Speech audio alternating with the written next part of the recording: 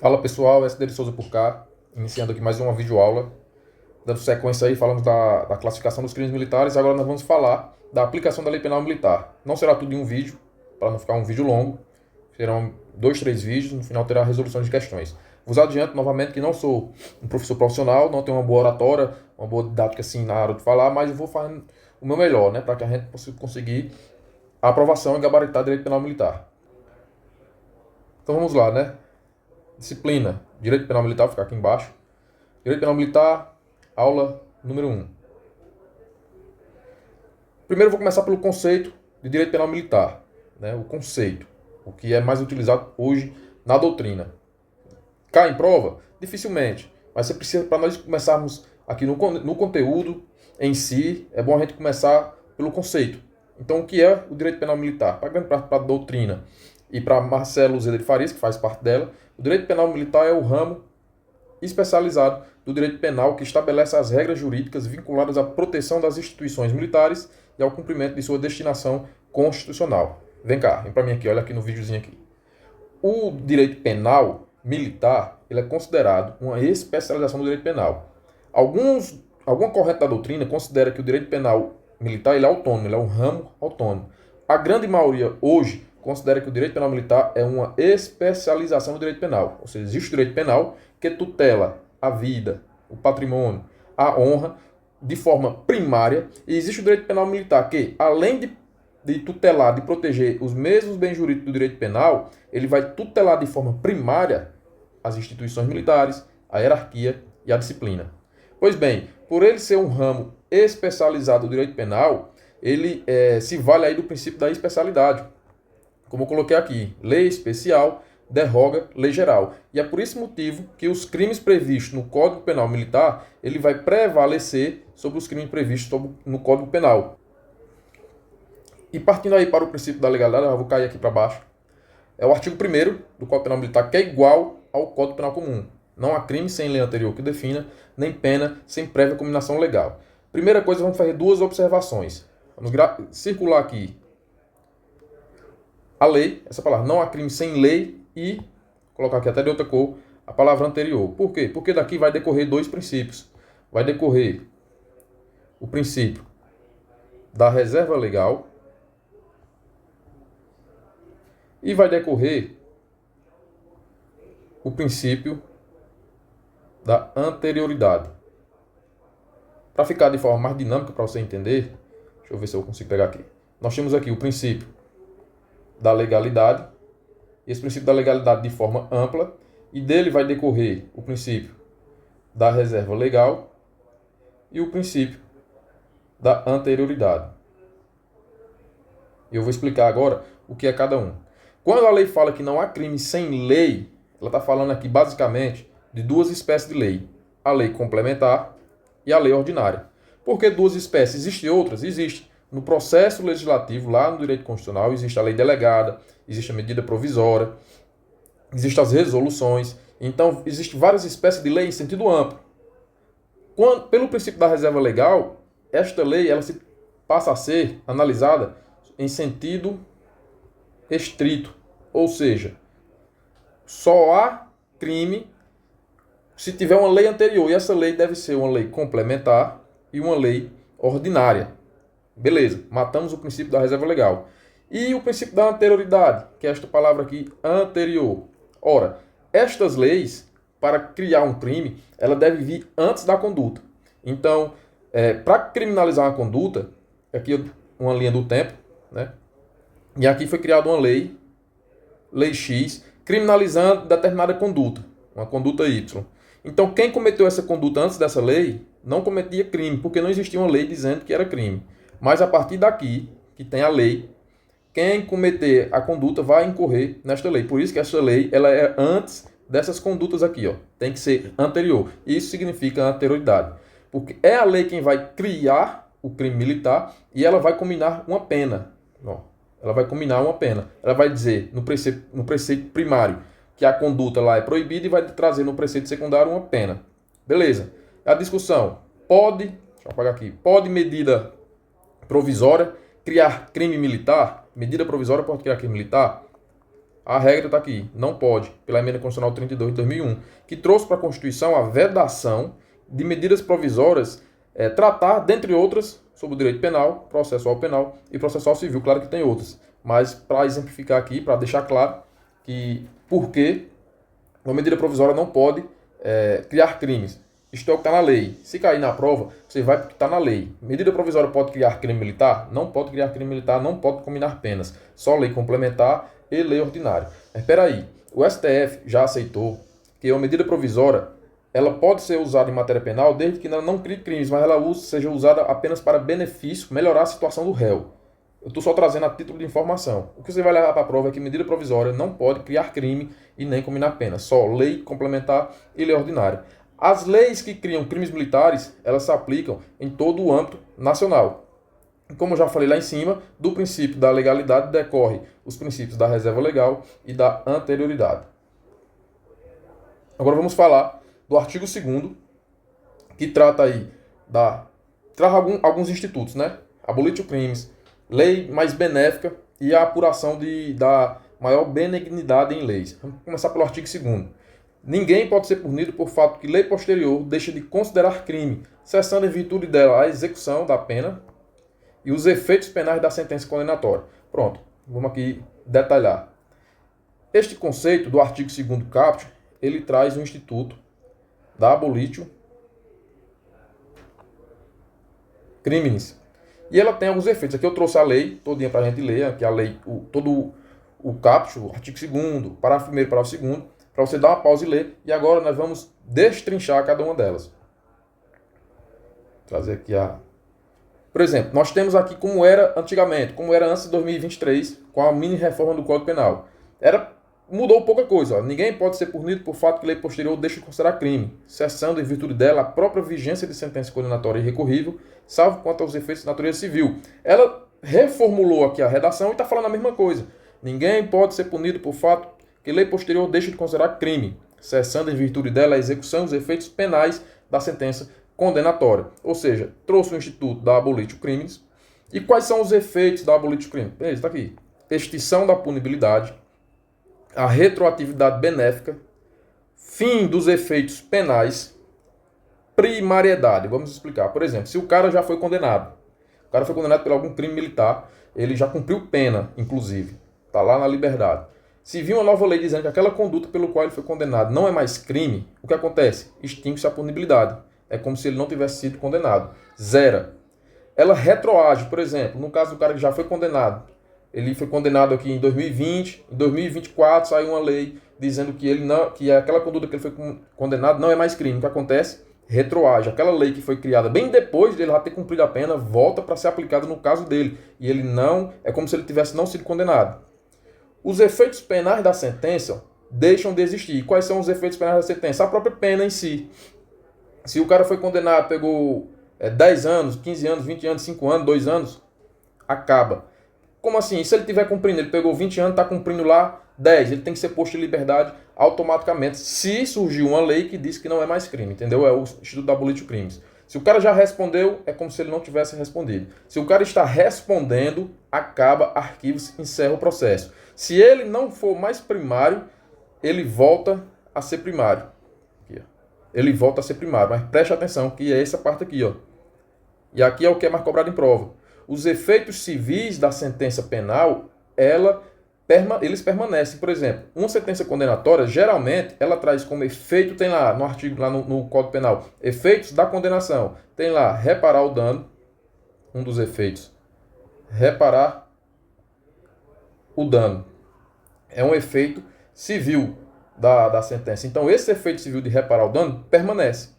Inclusive, a sentença condenatória, quando transita em julgado, ela se transforma em um título, aqui ó, título executivo judicial. E se aquela sentença ela impôs que a pessoa pague uma indenização, repare o dano, a pessoa, a vítima, no caso, ela pode pegar aquela sentença condenatória, entrar no juízo cível, aqui, e obrigar a execução ou o cumprimento, ou no caso, executar o cumprimento daquela indenização ou daquela reparação de dano. Mas os efeitos penais se extinguem. Esta é a principal diferença da abolitio criminis.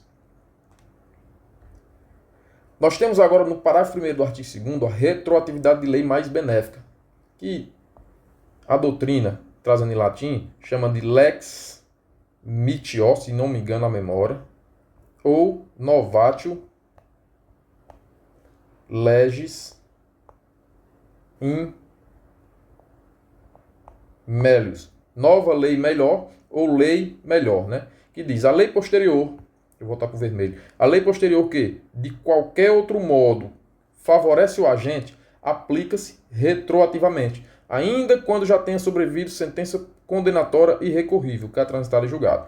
Beleza, quando ele fala aqui de qualquer outro modo, ele está falando o seguinte: se a lei não extinguir o crime, ela apenas melhorar, que é esse outro modo, ela vai retroagir. Então, quais são as formas que a lei pode retroagir? Se ela vir e deixar de considerar a conduta como crime, ou se vir uma nova lei que ela ainda é crime a conduta, mas ela melhora as consequências. Como assim? Ou o camarada vai ter a sua pena reduzida, ou ele vai ter menos tempo de cadeia. Ou ele passa menos tempo preso, ou tem a sua pena reduzida. Então, de onde é que vem este princípio da retroatividade de lei mais benéfica? Do artigo 5º, quando ela diz, da Constituição, quando ela diz, é do inciso 40, que é um L. A lei penal não retroagirá, salvo para beneficiar o réu. Aqui nós temos a regra na lei penal. A regra é que a lei não volta atrás. A lei, quando ela é aplicada, ela começa a ser aplicada dali para frente. Mas se ela for benéfica ao réu, se ela melhorar a situação dele, ela retroage sempre para beneficiar. Qual o exemplo? Digamos que o cara está condenado numa pena pelo crime militar, de abandono de posto, ele pegou uma detenção de 2 anos. Aí vem uma nova lei que disse que a pena, e vamos supor que ele está cumprindo há 1 ano. Aí vem uma nova lei que diz que a pena por abandono de posto é agora no máximo de 1 ano. Ora, o que acontece com esse cara? Retroage, ele tem que ser posto em liberdade porque ele já cumpriu. É mais ou menos essa ideia. Aqui é a explicação. A conduta continua existindo, a conduta criminosa ainda existe, mas as suas consequências são melhoradas. E quem é que vai aplicar, no caso concreto, essa melhoria? Por exemplo, surgiu a lei melhorou a situação lá do militar que está condenado, está respondendo, a lei melhorou. E o que é que vai acontecer? Pronto, quem é que vai aplicar, no caso concreto? A súmula 611 do STF diz que depois que a sentença transita em julgada e ela sai do processo de conhecimento e vai para a fase de execução da pena, compete ao juízo da execução a aplicação da lei penal mais benigna. Como assim? Se for um militar da União, um militar das Forças Armadas, e ele estiver cumprindo pena em um presídio militar, quem é o responsável por aplicar a lei mais benigna será o juiz auditor da Justiça Militar, chamado agora de juiz federal da Justiça Militar. É o juiz federal da Justiça Militar quem será o responsável por aplicar a lei mais benigna ao militar que vai cumprindo pena em presídio militar. E se ele estiver no presídio comum, aí vai ser o juiz federal da Vara de Execuções Penais, da comarca que ele estiver. E quando se tratar de um militar estadual, quem é que vai aplicar a lei mais benéfica? O artigo 2º, parágrafo 1 da LEP, diz que será o juiz da Vara de Execuções, assim como a súmula 192 do STJ. Um exemplo claro de lei melhor é a lei da dosimetria. Lembre, o presidente vetou o PL da dosimetria e o Congresso derrubou o veto. O que vai acontecer? Como ela é uma novatio legis in melius, ela é uma lei melhor, ela será aplicada de forma retroativa. O pessoal foi condenado numa lei há muitos anos de cadeia e como ela melhora a situação de todo mundo, ela deve ser aplicada retroativamente. Ou seja, o veto foi derrubado sexta-feira, agora, acho que dia 30 de abril, e ela será aplicada para os crimes cometidos lá em 2022. Indo agora para o parágrafo 2º do artigo 2º, ela vai tratar da apuração da maior benignidade. Vamos lá. Para se reconhecer qual a mais favorável, ou seja, as duas leis, a anterior e a posterior, mais favorável, a lei posterior e a anterior devem ser consideradas separadamente, cada qual no conjunto de suas normas aplicáveis ao fato. Como assim? Existem as duas leis, né? Existe a lei A, que ela é uma situação pior, e existe a lei B.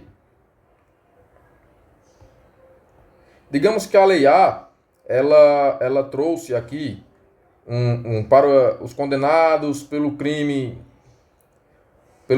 por exemplo, esse crime aí do 8 de janeiro, né, que é a abolição violenta do Estado, que é a progressão de regime, seja com 50% da pena. E que a Lei B ela trouxe agora que a progressão do regime será com 1/6 da pena. Só que essa daqui não tem multa, sem multa. Um exemplo, viu? E essa aqui impõe uma multa pesada, mas vai ter uma multa, vamos supor, colocar de 50 mil reais. Aí o juiz, o que é que o juiz não pode? O juiz não pode, de maneira alguma, pegar da Lei A a parte que não tem multa e da Lei B a parte que é menor a progressão e aplicar ao caso concreto. Pois ele aí estaria criando uma terceira lei, a Lei Tértea. Terceira lei. E é vedado ao juiz legislar. Então, ou ele aplica somente a Lei B, ou ele aplica somente a Lei A. Ele não pode pegar pedaço dela. Por isso que ela tem que ser analisada separadamente. E aqui nas questões costuma colocar que elas devem ser analisadas de forma conjunta. Por quê? Porque tem essa palavra aqui, conjunto das suas normas aplicáveis ao fato. Preste atenção. Para saber qual a lei é melhor, ou aplica tudo uma só, ou a outra. Ou uma ou outra. Não pode pegar a parte de uma, a parte de outra e juntar. A legislação veda e o parágrafo 2º do artigo 2º diz que tem que ser analisada de forma separadamente. Aqui eu coloquei a explicação. Como saber qual a melhor? Como saber qual das leis é a melhor? O juiz, no caso concreto, é quem vai saber. Ele vai analisar duas leis e no caso concreto ele vai aplicar. Não é possível a combinação de elementos benéficos de leis distintas, pois o juiz estaria criando uma terceira lei. Medidas de segurança. Vamos lá. Artigo 3º. As medidas de segurança regem-se pela lei vigente ao tempo da sentença, prevalecendo, entretanto, se diversa, a lei vigente ao tempo da execução. Então, aqui, pelo caso do artigo 3º, nós teremos duas leis. Nós teremos a lei que foi imposta quando botou a sentença, no tempo da sentença. Deixa eu apagar e colocar só o nome sentença. Está aqui. Sentença e execução. Entre a sentença e a execução, demanda o tempo. Eu vou fazer melhor. Vou colocar bem bonitinho. Então, está aqui a sentença. E na época aqui, era uma sentença, uma medida de segurança que previa internação de, no mínimo, 2 anos. Vai passar aqui a linha do tempo. Aqui, ó, foi imposta essa sentença. Só que só veio ser executada aqui. Aqui, ó, na execução. Preste atenção que isso aqui é interessante. Na execução existe uma medida de segurança que diz que a interdição agora tem que ser no mínimo 3 anos. Olha aqui a pegadinha dessa questão. Então vamos lá. Se nós formos analisar sobre a letra fia da lei, se nós for prestar atenção ou levar em consideração a letra fia da lei que diz, se no tempo da sentença ele pegou uma medida de segurança, mas que quando foi executado, depois que passou todo esse tempo aqui, ó, quando chegou lá na hora de executar a medida de segurança, a lei previa que já era 3 anos, pela letra da lei do artigo 3º deve ser aplicada essa lei aqui, ó.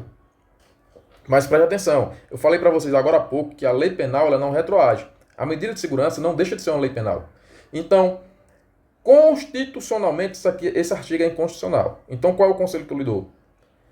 Que marque, que analise. Na verdade, a gente tem que analisar o Código Penal Militar, interpretar ele à luz da Constituição Federal. Pela Constituição Federal, isso aqui é inconstitucional. Mas ela não foi declarada ainda inconstitucional, esse artigo 3º. Passou pela mini-reforma de 2023 e não declararam isso aqui como inconstitucional. Qual é o meu conselho? Eu colocaria a letra da lei. Se cair uma questão prática, dizendo que, nesse exemplo aqui, por exemplo, que o cara foi sentenciado quando a lei previu uma internação mínima de 2 anos, e na hora que foi executar, a lei foi mudada, já tinha sido mudada e previu uma internação mínima de 3 anos, eu marcaria que aplicaria a lei mais gravosa, né? Mas, por que eu acho difícil cair uma questão dessa? Porque vai chover concurso, ou vai chover recurso. O cara que marcar como certo, ele em tese está certo. E o cara que marcar como errado, ele também em tese está certo porque é inconstitucional. E a gente deve analisar o CPM à luz da Constituição. Então, se cair na prova a letra de lei, marque correto. Não tem para onde correr. Então, daqui, ó, pela letra de lei, prevalece a lei vigente ao tempo da execução. Porque se essa lei vigente ao tempo da execução for mais gravosa, ela não pode ser aplicada. Agora, se ela for uma lei melhor, por exemplo, se fosse 1 ano no mínimo, aí sim podia aplicar ela. Mas e se ela for gravosa? A gente tem que sempre fazer a pergunta. E se a nova lei no tempo da execução for gravosa? Preste atenção no comando da questão. Então isso ocorre porque geralmente entre a sentença e a execução há um lapso temporal considerável. Mas se levarmos em conta a letra da lei, pode ocorrer de que a lei ao tempo da execução seja mais gravosa, logo é inconstitucional, pois a lei só retroage para beneficiar o réu. Deve-se sempre interpretar os pressupostos do CPM e do CPPM à luz da Constituição Federal de 88. Vamos falar agora sobre as leis temporárias e leis excepcionais. Artigo 4º do Código Penal Militar, igual ao Código Penal Comum. A lei excepcional ou lei temporária, embora decorrido o período de sua duração ou cessar as circunstâncias que determinaram, aplique-se ao fato praticado durante a sua vigência. Aqui você vai ter que entender três coisas. O que é uma lei temporária, o que é uma lei excepcional e que ela é dotada de ultra-atividade. Como assim? A lei temporária ela vai ter um início e um fim já certo. Por exemplo, a Lei Geral da Copa ela surgiu para ir do 1º/7/14 a 31/7/2014. Ela tinha o início e o fim já certo. A gente já sabia quando ela ia começar e quando ela ia morrer automaticamente. Isso chama-se lei temporária. A lei excepcional, o início dela é certo. Agora o fim fica condicionado ao fim de alguma eventualidade. Não tem data certa. Por exemplo, trazendo para a nossa realidade de Código Penal Militar. Digamos que o Brasil entrou em guerra e foi editada uma lei que diz que durante o período de guerra, os crimes cometidos em presença do inimigo serão aumentados de metade. Preste atenção. O Brasil entrou em guerra. A gente sabe quando foi, né? Tem a data aqui, X.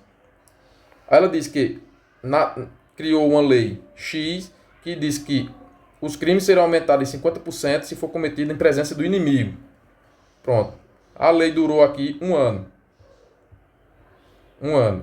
E encerrou aqui. Quando a guerra se encerra, essa lei também se encerra. Mas ninguém sabe quando é a data que vai encerrar. Ela acaba só quando acabar a guerra. Beleza, então você vai entender o que é lei temporária e lei excepcional. E qual o efeito prático dessas leis? Digamos que aqui, ó, um camarada cometeu um crime aqui. Um crime em presença do inimigo. Em tese, a pena dele deve ser aumentada em 50%, né? Na hora lá do julgamento. Mas o dia do julgamento dele foi aqui, ó, logo no fim da guerra. Aí eu pergunto, qual lei vai ser aplicada? A lei antes, que não tinha isso aqui, ou esta lei aqui, a lei X, que previa esse aumento? O que é que diz aqui, ó? Aplica-se ao fato praticado durante a sua vigência. Ora, se estava na vigência da lei, esta lei será aplicada aqui, ó. Lei X. Ah, mas ela não já deixou de viger? Já deixou de viger, mas ela se aplica-se ao fato durante a sua vigência. É a mesma coisa da lei temporária. Se entre o dia 1º de julho e o dia 7 de julho o camarada tivesse praticado a conduta aqui, mesmo que ele fosse julgado só em 2020, a lei que seria aplicada seria a lei lá de 2014. Isso é uma lei temporária e uma lei excepcional. E você precisa saber que elas são dotadas de ultratividade. O que é ultratividade? É isso aqui. A lei morreu aqui, ó. Mas na hora que foi ser julgado o camarada, ela reviveu e foi aplicada lá na frente. Isso se chama-se ultratividade. Pessoal, para não ficar muito longo o vídeo, já está com 20 e poucos minutos, eu vou encerrar por aqui. Na próxima aula a gente vem falando sobre tempo do crime e lugar do crime no Código Penal Militar. Até daqui a pouco.